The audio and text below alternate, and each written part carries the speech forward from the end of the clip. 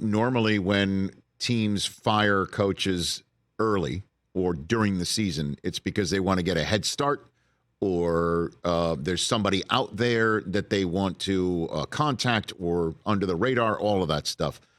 Who might that be? Could it be my guy in college too, Mike, with all that speculation? What do you think?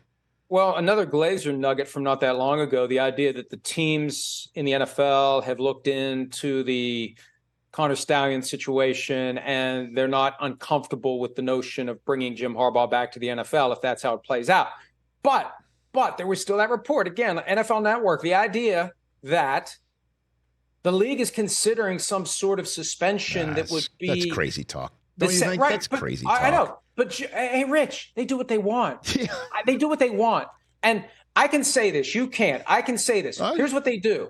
They figure out where they want to be, and they work backward to justify it. So we want to pander to the organization that's in charge of our free farm system. We don't want to piss them off any more than we already do by luring their players here. So we're going to respect the Jim Harbaugh suspension. Let's find a way to do it. They did it to Jim Tressel. They did it to Terrell Pryor. They came up with a rule that somehow was violated, and they suspended these guys as a olive branch to the NCAA. So I thought that wasn't a mistake that it came out when it did, because it's a warning to anyone who's thinking about hiring Jim Harbaugh. Hey, if he gets suspended X number of games by the NCAA, you're not going to have him. I think it would be wrong. It would be a violation of whatever rules are on the books. But at the end of the day, they do what they want to do, and they make it up as they go. Again, I can say that. I say it all the time.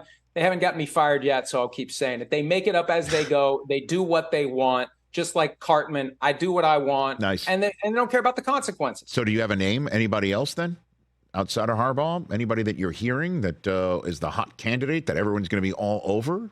What do you got from college? Or just anywhere? What do you think? Because this is all coming. You gave me 7. It could be 10 openings. You know what I mean? And look, there's the usual suspects every year. The hot coordinators from the teams that have done really well. Ben Johnson last year removed his name from consideration. I'm always suspicious when someone does that. They often do it because they find out they're not going to get the job anyway. But Ben Johnson is the name that's been kicked around all year. Creative offense. People are already saying Carolina. Again, I think anybody who's got options is going to opt to go somewhere other than to work for David Tepper.